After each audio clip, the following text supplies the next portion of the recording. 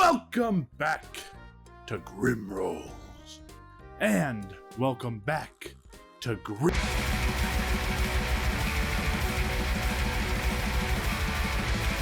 Solus. Today we are finally starting our first part of our Forbidden Psalm campaign playthrough. I have the table set up, ready to go, ready to cook. Today we are going to be playing part 1, the first level mission, whatever you want to call it, scenario, the Mad Wizard's Tea. I will try to explain the rules as kind of things go on, but if you don't really care about, listening, the main thing is I roll a d20 and my goal is to get more than 12 to succeed. So if I'm trying to hit someone and I roll a 13, I succeed.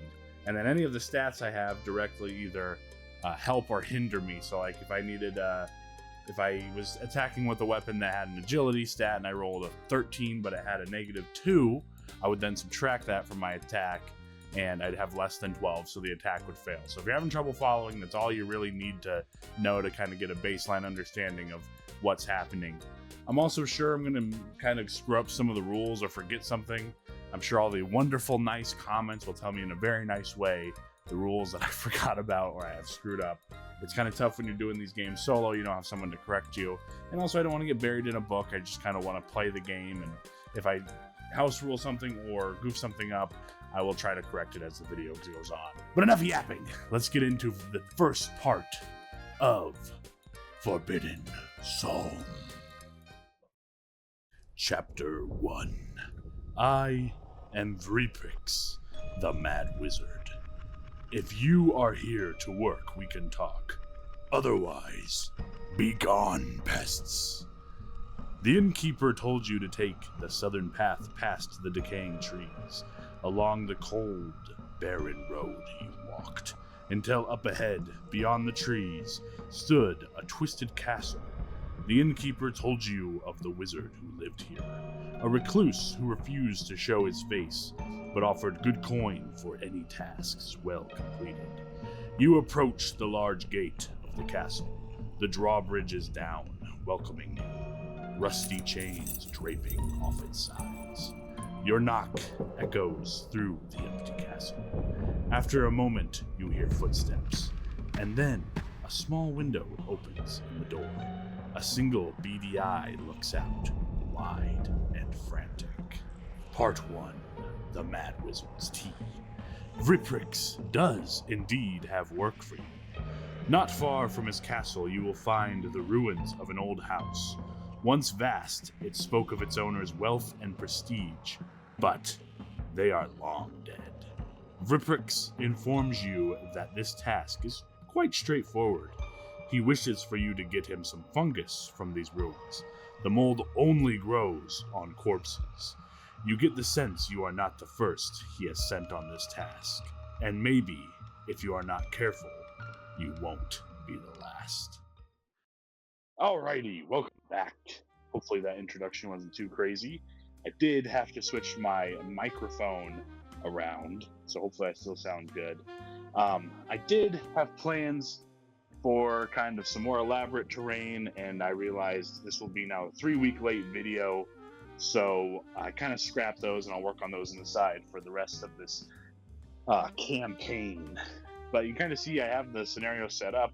I have the house in the middle with an item, and I'm just kind of using these weapon tokens that I got from the last war Forbidden Psalm expansion.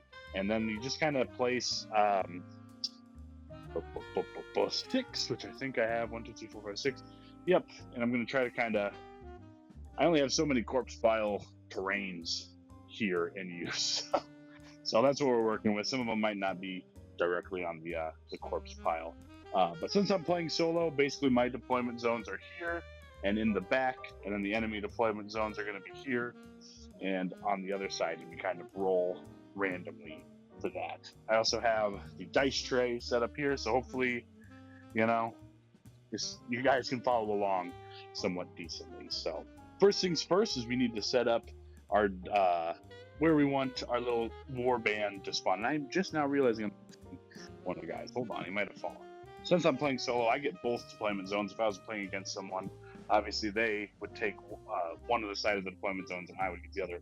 But I basically have this full length to work with. So I'm just going to start. I have two guys with lanterns, which we'll roll for the weather here in a second. Padriac has a lantern, and then the other guy who has a lantern is Lacio. So I'm going to split them up. Whoop. Just because to do basically most of the weather scenarios, we'll read through them. You need to see what you can do, and most of the weather scenarios make it dark. We're going to go ahead and put the Archivist maybe up here. And then we have Ibha, who can barely move. He's going to be our ranged guy. I need him to be near someone with the lantern. Bruce, and I kind of want Bruce with his anger stat. If he sees someone, he's going to book it right to them. So, now that we have our fellas set up, the next thing we need to do is roll for weather. So for chapters 1 through 10, for just chapter 1, we roll a d10. So we have 10 of the options not available to us yet for weather. So we're going to go ahead and roll that and decide what is our weather. 2. Rain. So all agility tests are going to be -1 for the whole playthrough of this first chapter. Not too bad. Could have been a lot worse. So I think we are officially ready to get started. Each Forbidden Psalm game is played on 6 rounds. I just use a D6 to kind of just keep track, and I just kind of put it by the edge. You can't really see it because my dice tray is right here. But I just kind of put it just so I can keep track. Maybe I'll put it right so you guys, maybe I'll put it up in the corner. How about that? Round 1. So we just start. It says that enemies do not spawn until I interact with a fungus. So I'm interpreting that as me actually picking up the fungus. So let's start out with Padriac first. And he has a movement of 8. So we're going to go ahead and I have my little tape measure here. I'm just kind of going to put him in the middle. Actually, I'm going to put him right here. And next round, we'll have him maybe roll. I don't want enemies to start spawning just yet. Then let's go ahead and get Bruce out there. He's got a movement of only 5. So where can you go? I'm going to give him... He can move twice, so he'll be able to make it, and that'll be all his activations. He won't be able to roll for a treasure. Ibha, who's only got a movement of 2, so he's definitely going to move in, do both movements. Gonna have it move here. And then the Archivist, he can move 10, so he's basically move wherever the hell he wants. So he's gonna move. We're gonna move him into the house. And that's both his movements. The last guy is going to be the Archivist. Oh wait, no. I moved. Wrong guy. Lacio's only got a movement of 4. What am I doing? He can move 8, which should still be... Oh, it's a little less, so we're gonna move him right there. This guy, our Archivist, can move 10. He can book it. That'll put him perfectly right over here. And we're gonna roll for a treasure. So a treasure test, our D10 presence test, so I still roll a D20, and I just have to get a 10 or above, and it uses the presence test as a modifier. And the Archivist has a +2 to presence, so it's looking, we have more than a 50% chance of getting this treasure. So let's go ahead and roll. And that is that a 9 or a 6? Oh my god, it's a 6. So with +2 is only an 8. We needed a 10.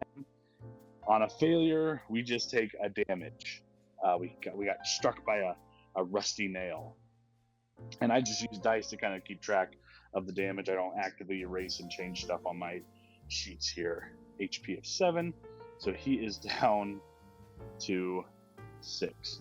And that's the round. And I some people can correct me in the comments below. I do not count that as interacting with the fungus. We didn't touch the fungus. We didn't interact with it. We tried to, but we failed. I am just going to now make my treasure tests for these guys, I think. We'll move. I don't need to roll or measure. I know you can make it in here.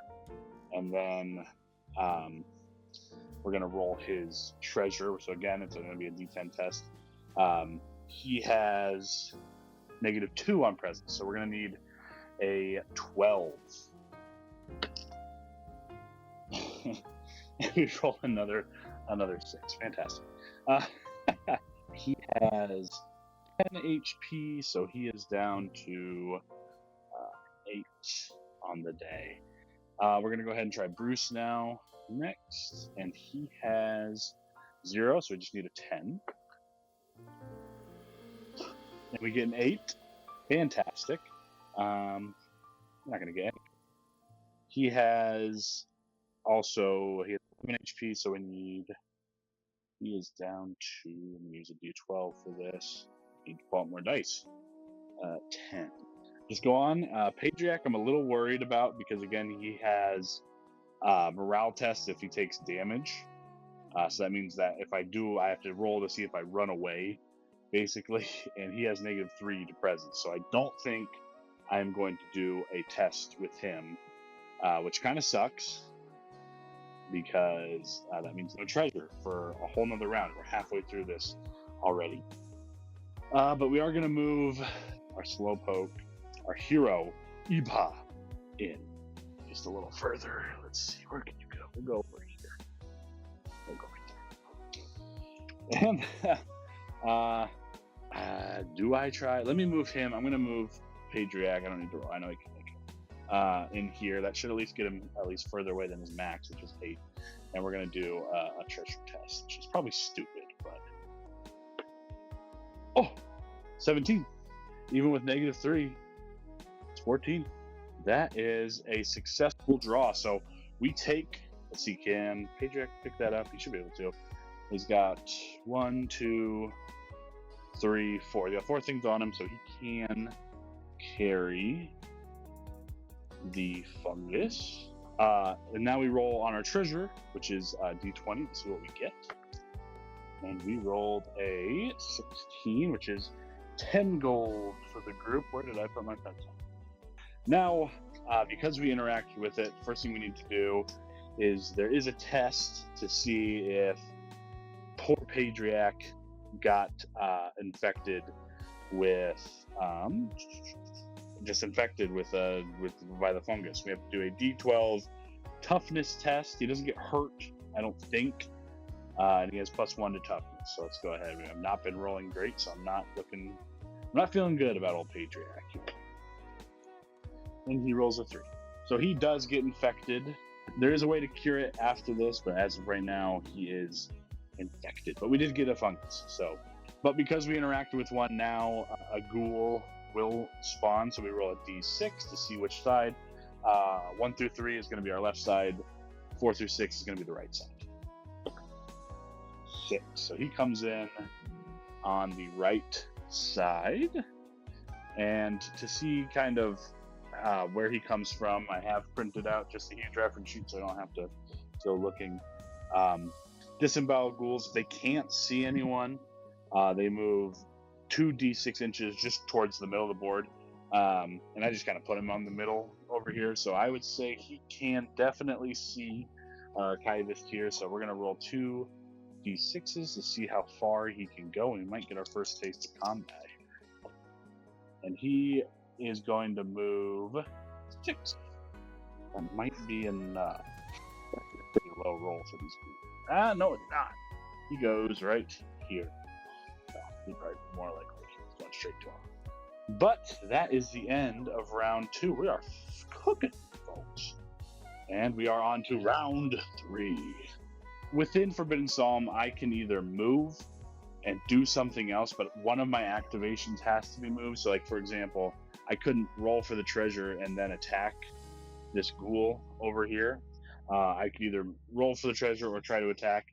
The bummer is Bruce is going to move straight towards the ghoul. So I think what I am going to do is just focus on getting treasure, maybe? So he can shoot 12. So I think what actually I'm going to do is I'm going to move him his 2 inches over here just so he can kind of get around this building, and he should have line of sight to him, and we'll see if he can more than enough.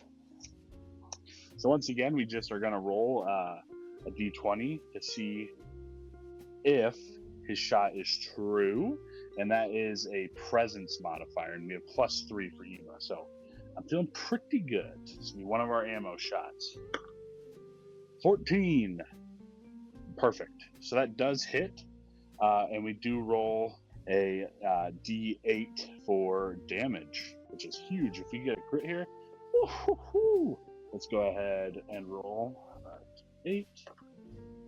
You have 2, which is annoying because they have 2 armor, so we do nothing. We just hit his armor, the bullet just is off his armor, and we do no damage to the ghoul, and in the process we lose one of our 5 ammos. So I'm gonna, next up, I was hoping to do damage. I think we're going to do another treasure test for the archivist over here, and once again that is a d12 presence test. He fumbles. I don't think anything happens. Yeah, there's no, from what I can see, nothing happens on the fumble. He just takes an additional damage, which is awesome. We love that. Oh, wow. Moving on to Bruce, he is going to book it straight to the ghoul. He's angry. He's an angry big guy. And he would just use both his movements, so he can move 10, and that would put him right to the ghoul.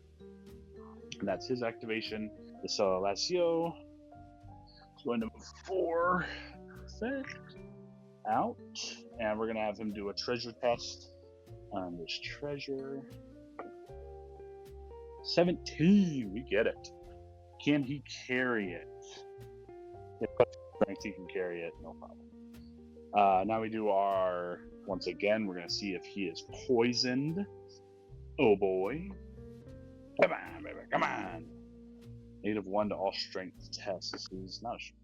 He has +2 to toughness, so we pass. We do not get infected, but we do roll to see what treasure we get. In addition, 1, we get a single gold. Fantastic.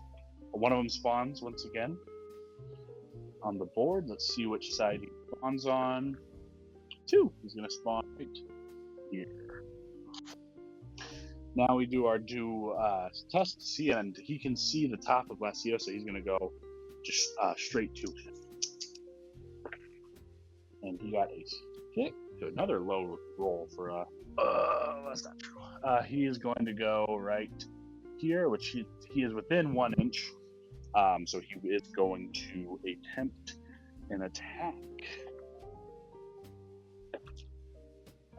Oh wow, yeah, he got an 18. So his attack is a strangle, which does d6 damage, but also we cannot leave combat now with this guy. So let's see how much damage poor Lacio takes. 3, he is wearing light armor, so 2, he is down to 6 health in this one. Our last guy to go is Patriarch, and he can move basically anywhere on the board, so I'm just going to have him move.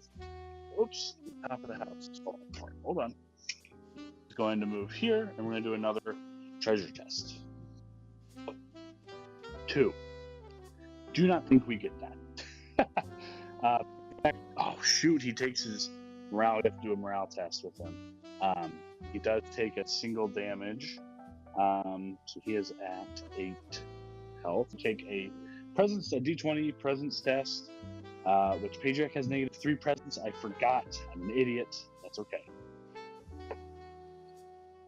That is a critical success, folks. That is a critical success. So he's fine. He took the damage like a champ and decided not to freak out. Good on him. And do the monster's turns, and I believe the only monster that would do anything would be our fellow over here because he already activated. When the monster joins, they do their activation right away. So we're going to go to round 4 already. Got 2 fungus, though, and he's going to do a d20 test. course, he succeeds.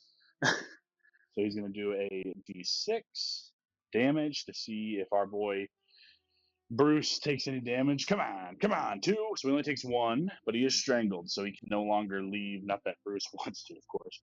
Bruce is kind of a monster. He really does not want to leave. So, moving on, I think I'm going to once again shoot with Ipa up here at the ghoul. So let's go ahead and do a D20 test with a presence modifier. Come on. I think that's enough. That's 13. That is 13 on the day. And I keep forgetting the agility test. Not that I was been in the agility test, it just affects movement. So the guys might have been in slightly different spots. My guys have so much movement, it frankly does not affect a ton of what's going on the board. So before someone points that out, yes, I know I've forgotten, but I don't think it would affect much. So where he hits, his shot is true. He rolls a 13.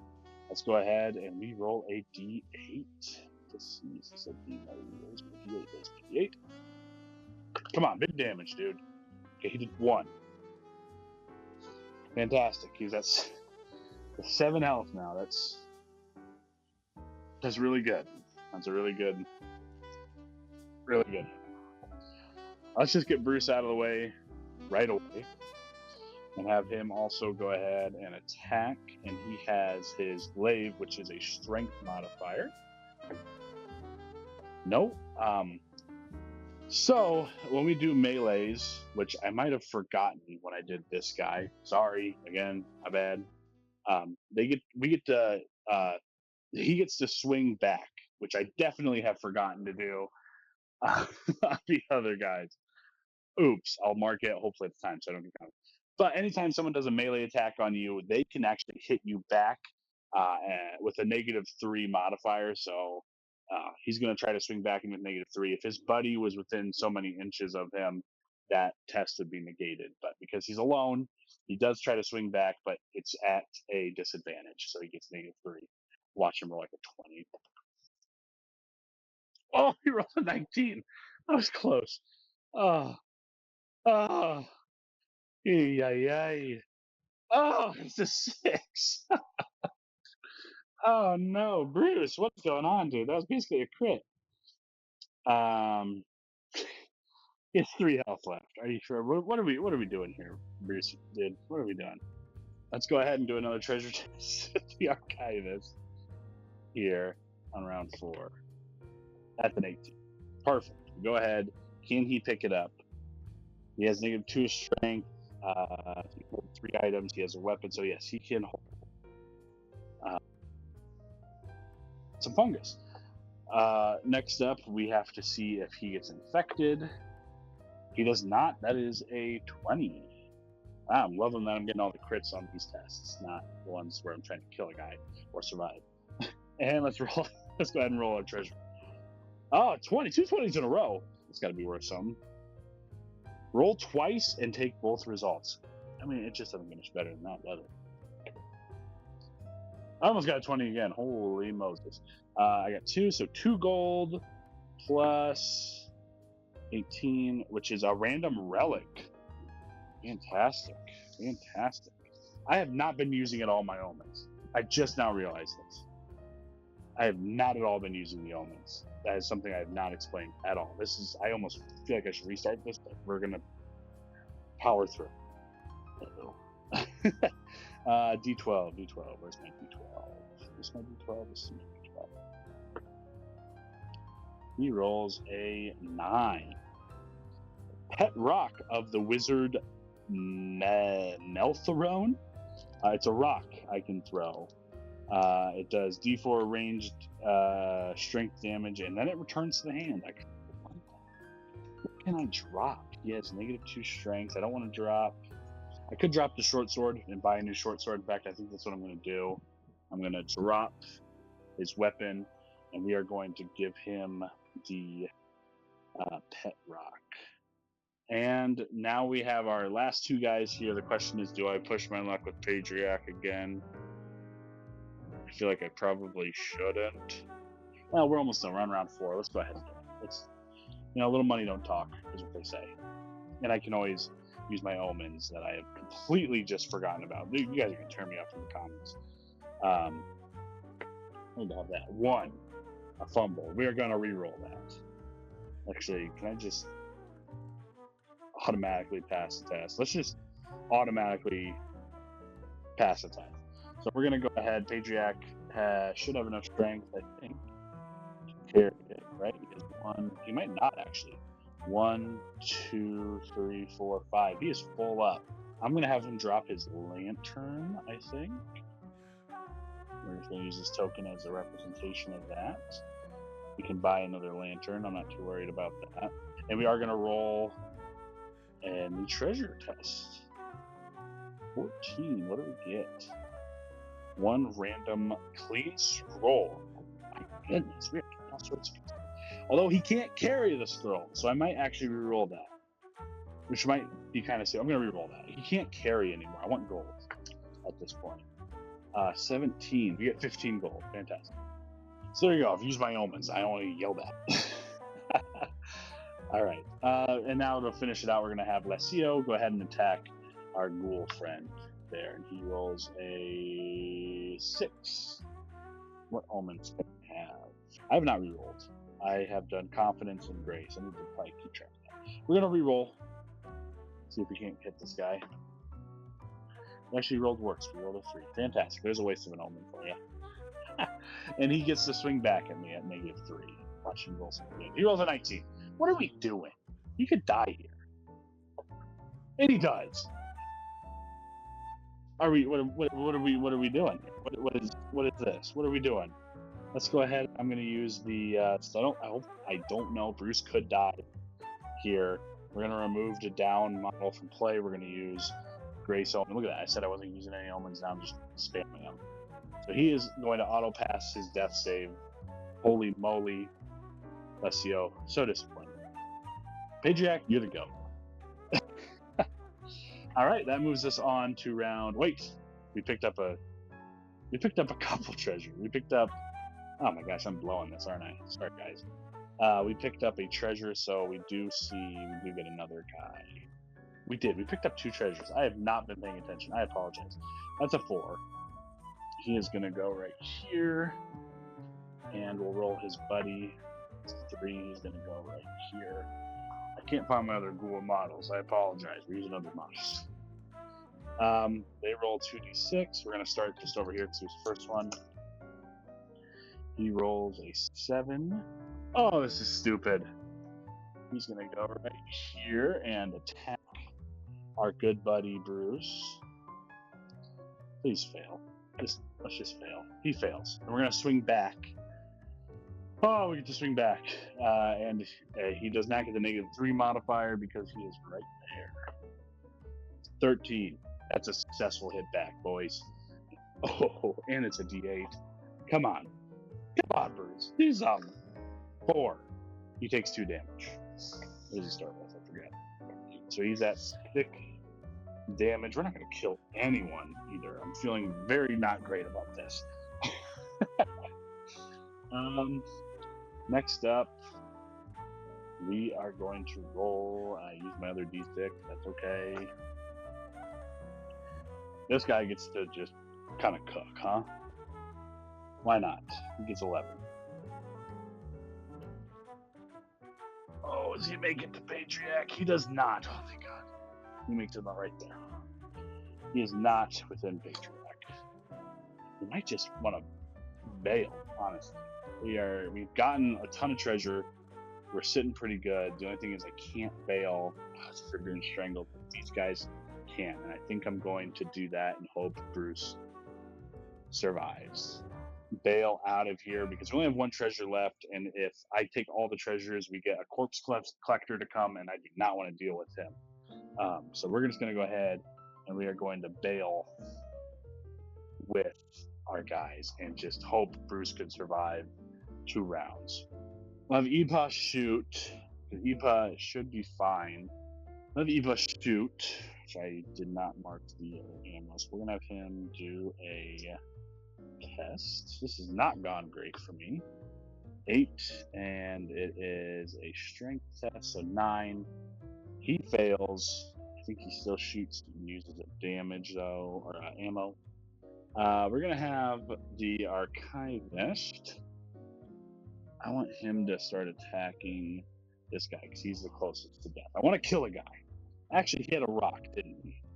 We dropped his weapon like a dummy. We're gonna move you back where you were, archivist, and we are gonna throw a rock. It's a D4. It's a strength test, which I don't even know. Yeah, -2 strength. This is stupid. I should just bail. He misses. Fantastic. Bruce is gonna swing on this guy. 19. Oh, almost a crit. That's all right. It is a D8. Come on, Bruce. Come on, buddy. Let's take him out. Let's take him home. Take him to pasture. 4. All right. It's not the worst thing in the world. 4. And he gets to swing back. He does not suffer a -3 modifier because he's got a buddy next to him. And he whiffs. Thank God. Oh, that was round 5. So now we're going to move on to round 6, and we're going to let these guys kind of cook. So this is going to be 1, 2, 3, 4, 5, 6, 7, 8. We're going to roll a D8 to decide who goes first. This guy goes first on the far left, and we're just kind of going to go from left to right. How about that? How about that? How about that? Cool. He rolls 5. He's going to see Ipa up there. So he's going to go 5 towards Ipa. Let's go ahead and roll him. He rolled pieces. 10.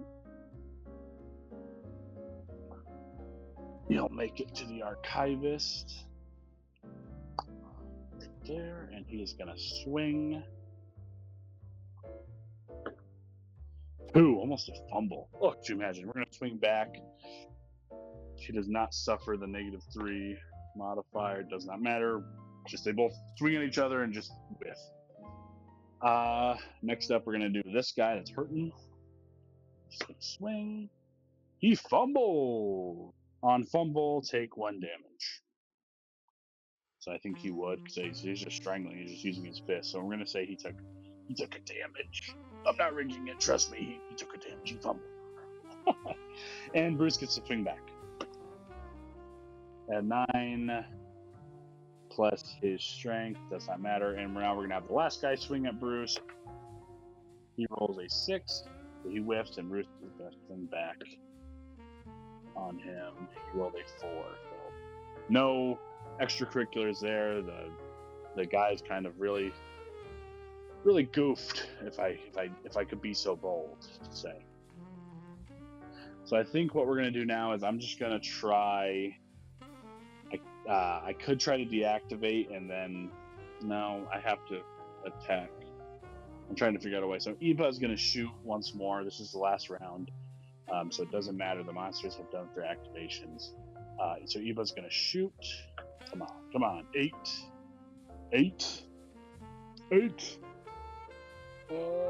9, 10, 11. Oh, can I do anything? Is there any omen I can use? No, there's nothing I can do. Eva just whiffs and uses an ammo. It's fine. See you, Eva. Thank you. Thanks for coming out. Archivist is going to swing with his fists. He does not. What's his name? Gets a swing back. And I don't think he's close enough to get. So I think he's still at -3. He whiffs as well. Thanks for coming out, Archivist. Now we have Bruce, and I need Bruce to hit because I want to be able to use the devastation roll to deal maximum damage so he can kill one of these ghouls. Please. Bruce. Walk with me, buddy, here. Imagine this. Imagine you hit this. Imagine you hit this. Imagine you hit this. You son of a... He rolled an 11. And he gets to swing back. Oh, no. Bruce, I swear to God, dude, if you blow this... Oh, it's an 11. Oh, he's fine. That's it. That is the round, folks. Got a little hairy at the end there. Holy moly. But we left. We got a pet rock. We did lose a lantern and a sword, but that's okay. We almost had a guy die, but he automatically passes his saving roll. We are going to at the end, so let's go ahead and read the end. Vriprix extends a clawed hand through a small opening in the door and snatches the fungi from you. You hear him inhale deeply through the door. So fresh. Perfect for my tea. He tosses the coin through the door in a small pouch, and just before he slams the hatch shut, he says, "Come back tomorrow if you need more coin." So he can make a tea, it says, to cure the infection with the fungi recovered, and I think only one guy was, so one of the teas is going to cure Padriac, and the rest of them we get 2 each, so 2, 4, 6 coin from it. So we end our final gold total 34. And there you go. That is our first level of Forbidden Psalm. There's about 24 of these levels in the game, so if you guys would like longer form videos, I can maybe do 2 or 3 levels in a single video, or if you prefer more of these 30-40 minute playthroughs of a single level, let me know. I'd be happy to oblige, whatever. But after, and someone can rule check me on this one, I think everyone gains all their health back that survived. I did spend some gold and gave Bruce medium armor. I bought some more ammo for Ibha and gave him the pet rock. I bought a rapier for the archivist, and I rebought the lantern for Padriac, as well as with the XP that we earned. We earned XP through surviving, finishing the scenario, collecting loot, and we had 6 XP, so 1 left over, but I did re-roll the flaw for Padriac. That morale check every time you take damage with his movement is just tough. So we gave him Putrid Smell, which means everyone gets a -1 to presence tests, which is not great, but at least I don't have to worry about a guy running off the battlefield every time we're in some sort of scenario. So that leaves us with 1 goal left, and in our party stash we have 1 XP.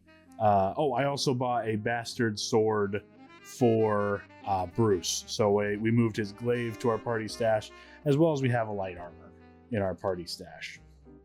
I also realized I cannot buy scrolls. I don't know why. I thought I read in the rule book I could buy scrolls, so making Ibha the spellcaster really does nothing unless we pick up a scroll like I did this level and decided not to keep. For some reason I thought in my head I could buy new scrolls. I don't know where that came from. Maybe later on I read that, or there's some other person I can buy from. I'll have to read the rulebook again. These guys, I did decide on a name. No one left a comment. I'm not mad. Crash and the Bandicoots. I have one of my buddies who will get that. He'll be probably pretty pleased. With all that being said, thank you so much for watching. If you guys want to see more Forbidden Psalm or have any other solo style miniature or even RPG games you guys want me to check out, let me know in the comments below. Feel free to call me out on all the rules I screwed up and missed. I promise I've played through many test games, never had this many problems. The camera turns on and I just, you just forget things. It's life. And I will catch you guys next time on Grim Road.